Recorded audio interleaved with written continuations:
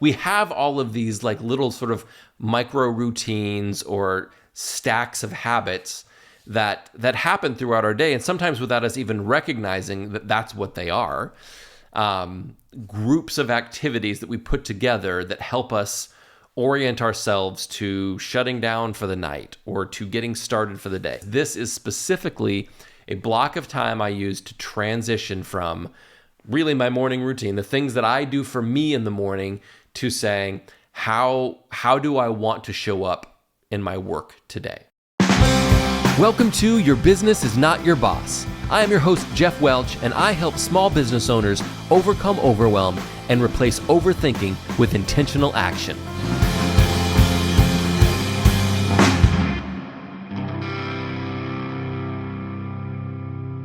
What is up? Welcome to episode 47 of Your Business is Not Your Boss. I'm super excited about today's episode.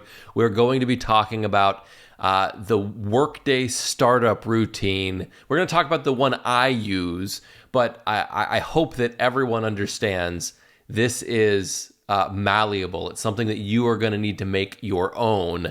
I'm just going to give you some ideas, some guidelines, the premise behind it. So anyway, we're going to get to that in just a second. But first, I do want to remind you about my free PDF, the 3 questions every small business owner needs to answer before the end of the year. That is available now at geoffwelch.com/questions. And it is going to help you really prime yourself to think about what you want from your business in the new year, what you want your business to do for you in the new year, not just what you need to do for your business, right? So if you grab that, that also includes the opportunity to score a free 90-minute strategy session with me. So you take kind of what you learn in that PDF and the thought process that you build going through those questions, and then you can parlay that into 90 minutes with me to really go through that and figure out, how do I implement this? How do I turn this into a plan of action? How do I make this happen? Okay? geoffwelch.com/questions is where you can grab that, and I hope you will do that today. All right, this is so nerdy. This is so absolutely nerdy. I love this stuff because it has literally changed my life. The idea of that there is so much coming at us. I know that there was a point when I had just purchased my business shortly after that I realized the volume of things coming at me was going to increase. It was increasing, and it was going to increase more.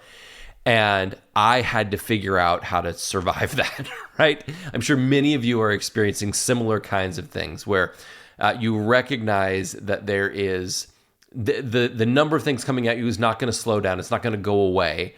And so you're going to have to learn how to manage your time, manage your energy and your focus differently, learn how to delegate, learn how to do all these things that we talk about over and over again to manage that, because it's just not going to go away on its own. And I really think that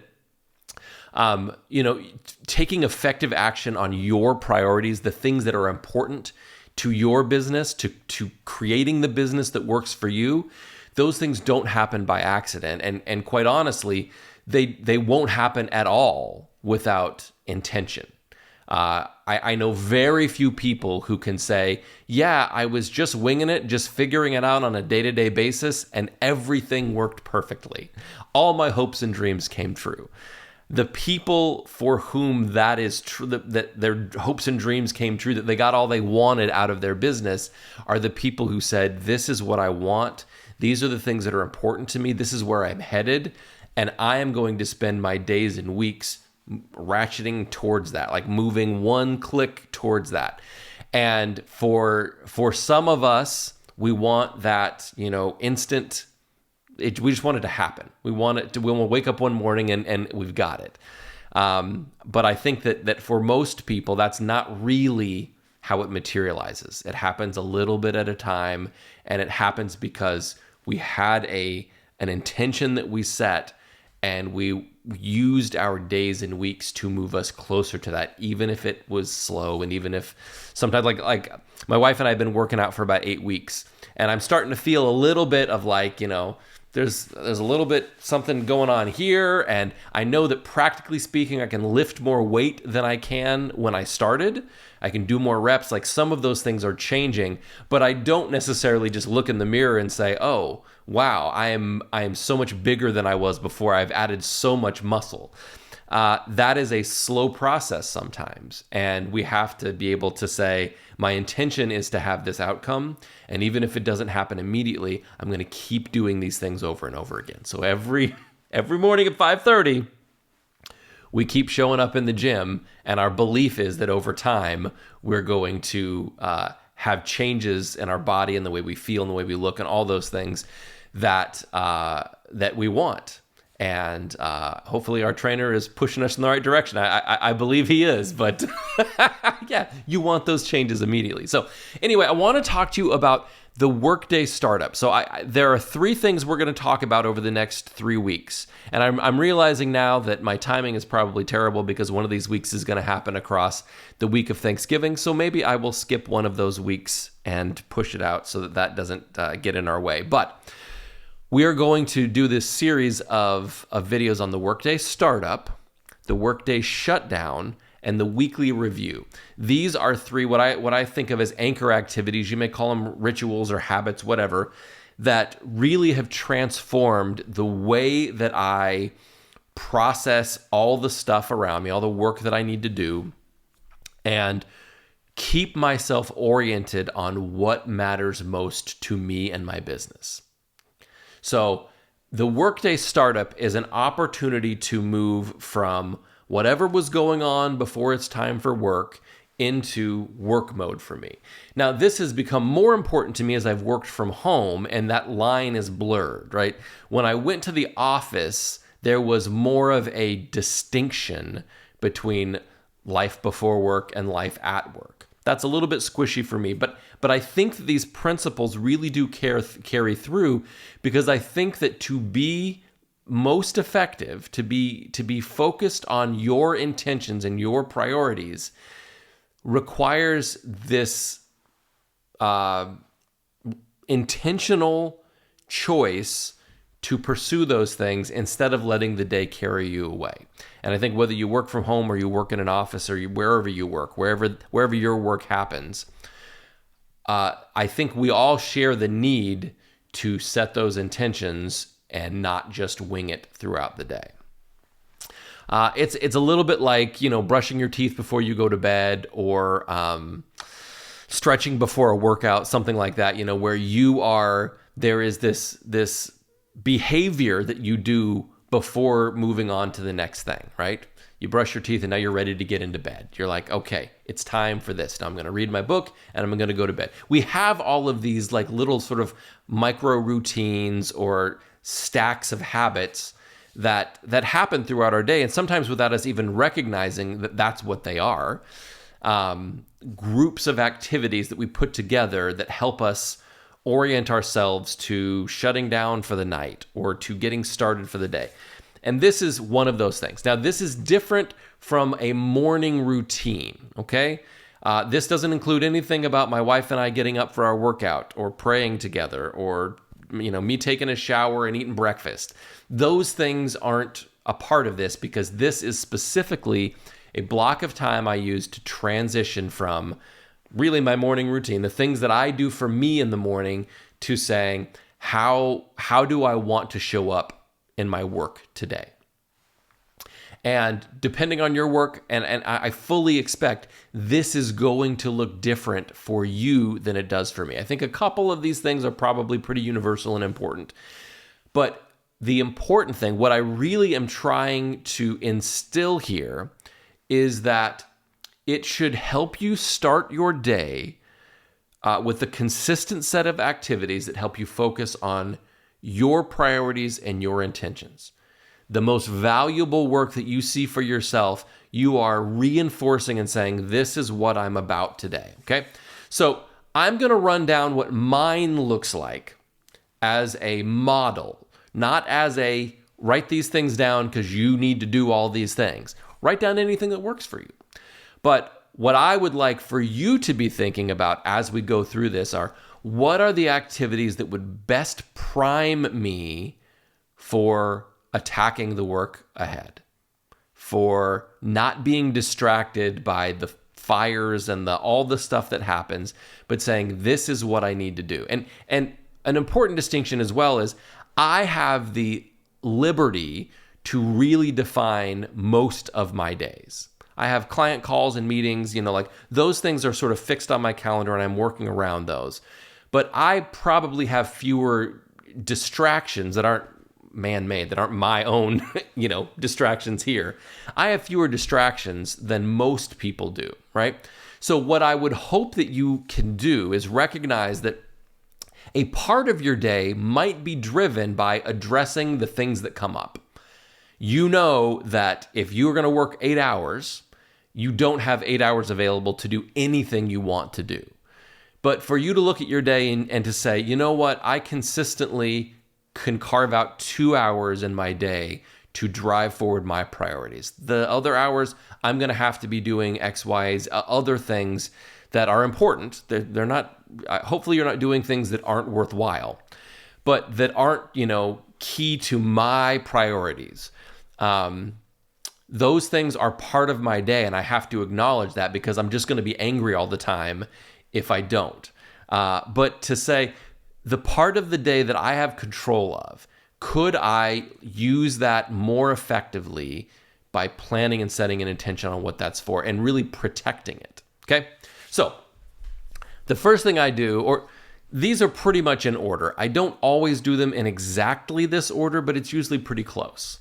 I have a calendar entry. There's 30 minutes before my workday starts that I do this. It's on my calendar, and inside of that calendar entry is a link to a Google Doc that has basically this agenda, this series of tasks.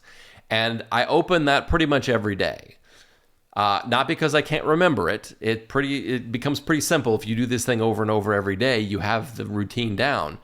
But because when I look at that list of things on the screen, it is harder for me to just skip the things that I don't want to do because I don't want to do them today. Does that make sense?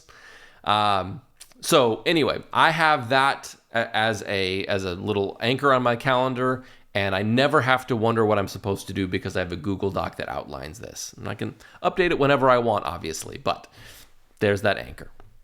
So I check on the sales reports from my printing business. Now that I am not physically there, very rarely am I in the building, and I don't really have I don't deal with operations in almost any way at all. It helps me to understand what customers are working with us, what kind of projects the team is working on down there, the flow of cash into the business, what's coming in via credit card sales versus cash versus, it helps me to just get a quick snapshot every day of what's been happening. And for some, you might be able to do that on a weekly basis and say, yeah, once a week I need to see those numbers, and that's good. I have a terrible memory. Maybe it's because I am so programmed to. I've got systems and tools that I use to free my brain up to think about things, not to remember everything. Maybe I've ruined my brain that I can't remember anything now. That's possible, I suppose. But I need a little more drip, drip, drip to feel like I am in the stream of things and I'm not just getting this spot report. Boom, here's information, and then there's a gap, and then here's information, and I'm trying to tie those things together. I know throughout the week what's going on, and this takes me 3 minutes. This is not a long process. This is not drawn out because, again, the idea is to get that daily sense of what's going on there. So that's a review for me to know what is happening there, okay? So I review those sales reports, and then this is kind of really the core thing. The most valuable and important thing is I'm reviewing my calendar and my tasks for the day. We'll get into the circular nature of Workday Startup, Workday Shutdown, weekly review, but we got to start somewhere, right? So as a part of that weekly review and really the shutdown from the previous day, I have already identified what today should be about. And so I'm reviewing my calendar and I'm just checking in to say, one, oh yes, these are the priorities that I've set These are the things that are important. And I'm checking in on them and saying, are these still important? Have there been any changes since yesterday? Or, if this is a Monday, maybe since last week, that would make me want to renegotiate what some of these things are. And again, I'm doing this before I've interacted with much of the outside world, because the goal here is to say, what are my priorities? What is the focus that I see as most valuable? Not what does everyone else want from me, not what should I do because of XYZ, but what is the thing that I have decided will move the needle forward on the things that I care about and what I want my business to be. So I've already made a lot of decisions about that. Now I'm just checking in on those to, one, see if I need to renegotiate them, and two, solidify them in my mind and say, this is the direction. This is what we do today. Now, for me, there's something very comforting in the idea of a smarter version of myself that isn't tired this morning, having made some decisions. I really, it's probably sounds a little silly, but the idea of past me and future me and current me, like there are these different versions of me. And if I can, at a time when I feel smart and I feel like I know what I should be doing, make a decision that this guy in the morning is going to take action on and say, I don't have the juice in this moment. Like I haven't gotten to the point where I can make hard decisions. But I have a plan in front of me. I know what I should be doing, so I can act on that plan. I want to set that up, right? So I'm a big believer in, whenever you feel smart, capable, whatever, do the future version of yourself a favor and leave some breadcrumbs. Like, make a note. This is the smart thing to do. So this is my opportunity to do that. I'm reviewing my tasks. I'm reviewing anything that needs to be done today. And I'm just orienting myself. Now, part of that for me, then, the next part, the extension, is I set alarms on my watch. And the reason I do that is because my watch vibrates for all sorts of things. It vibrates to remind me to stand up. It vibrates if the Yankees are about to play a game. It vibrates if I get a text, like all these different reasons why my watch vibrates. But those are all momentary. They vibrate and then they stop. So if I'm doing 6 other things, they may vibrate and I don't notice it specifically, or especially if I'm doing something where I'm in motion. Sometimes that vibration goes unnoticed, or it is easily lost. And I don't want meetings with human people to get lost on my calendar. So I'm looking at my calendar as we start the day, and I'm like, okay, I got a 9 a.m. and I've got I'm going through and I'm cataloging those things. But the likelihood that if I get my head down in some work, that I could lose track of time and not show up on a call is very real. And so I could either be mad at myself for not being good at keeping an eye on the clock every second of the day, or I could say, I've got a tool that can solve this problem. So what I do is I set alarms on my watch to get me set up for those things, because the alarm is silent. No one else is ever going to hear it. No one else is going to know what happens. But it doesn't stop until I press something, right? So it's not going to just give me this momentary bop, and then hopefully I felt it. It's going to keep vibrating until I tell it to stop. So I cannot miss an appointment when I do that. And there have been a couple of days where I have skipped this part because, I'll remember. And there is this panicked moment when I realize, 90 seconds before a call, oh no, and I'm scrambling to get my AirPods in and, do that kind of thing. So this is just a way of managing myself and ensuring the key things on my calendar that are time bound cannot get lost because they're on my watch. And then once I have really set a plan for myself and for what I want to be about today, then I review and respond to messages. I try to make this the last thing I do because my email, Slack, text, like all those things, they're all filled with other people's priorities. They're all filled with something someone else wants from me. Your ability to control that, depending on what the kind of work you do and where you're at in the cycle of your business, that may be different. right? Like you may have to indulge other people's priorities a little more than I do. But I think that the objective here is to say, before other people's needs showed up in my email, I already made some decisions about what was important to me. Now, you can make some decisions now about whether or not these new things trump what you've already chosen to do or not. But I would just be very cautious and to recognize that email, any of these messages, anything where someone has the ability to say, hey, I need this from you. Those are opportunities to derail everything. Those are opportunities to take the plans you've made and blow them up. And sometimes you will get that email that changes everything. I generally don't want to check my email until I've done what I feel like is some of the most important work. But what I've discovered at times is that something in that email actually changes the nature of the work. I have made the call to the client who now has a sick kid and has emailed me saying, I've got a sick kid, I can't make our session. And I'm already calling the client before I've checked the email to figure that out. So email is important. We do need to reference it. I need to be able to have access to those messages and know what is coming in. But I have to be very cautious about how I let that affect my priorities for the day. There will always be a fire. Someone will always want something, and you have to be very judicious about how you organize those needs against your own. Because for a lot of people, myself, my wife, many of the people that I know and like well, the desire to show up for someone else, the desire to take care of that thing that someone else needs taken care of, the idea to make sure that someone else's needs are met before our own is very real.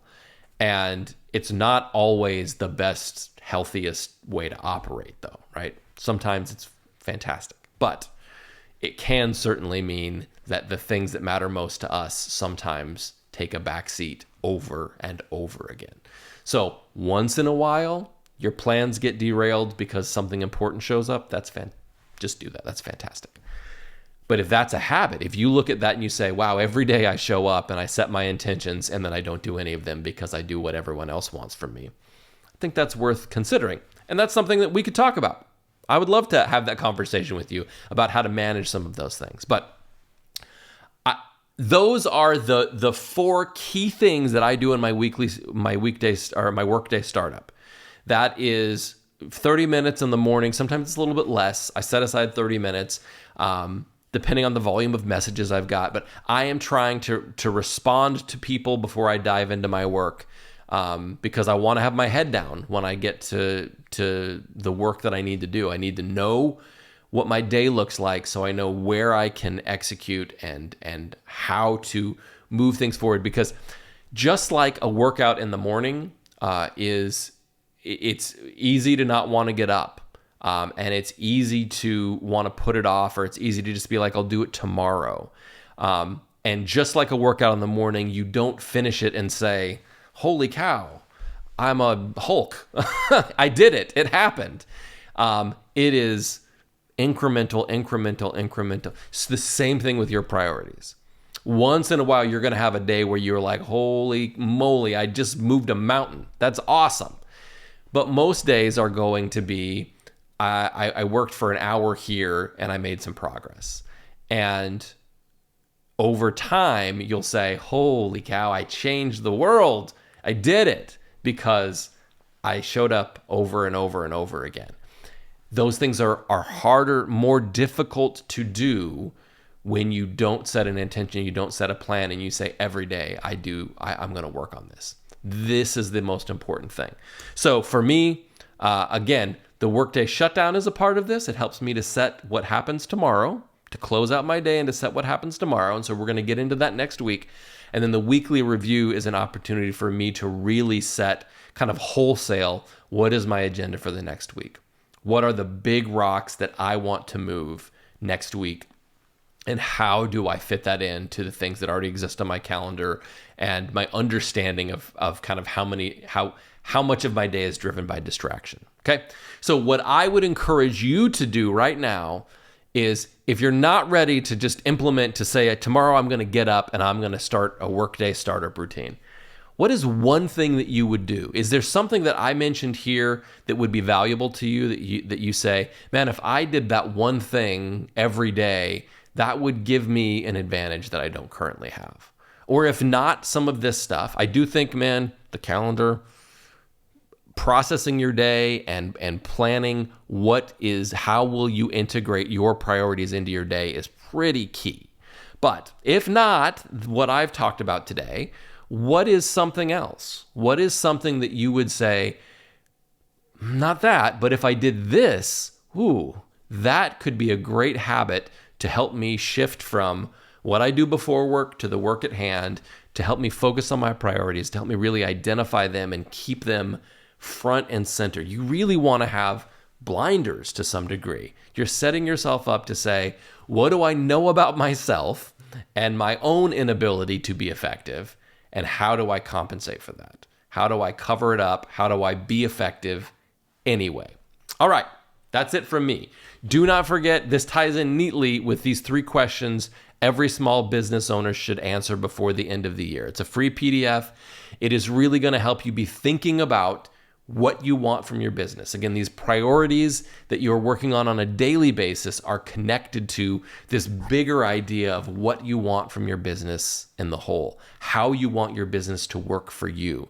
So I hope you will go to geoffwelch.com/questions to grab that PDF. And, oh, by the way, reach out for that free 90-minute strategy session. It's all in the PDF. You can find all the information you need there so that we can have a conversation to really help you turn the answers to those questions, the plans you might be developing, into real, intentional, practical action.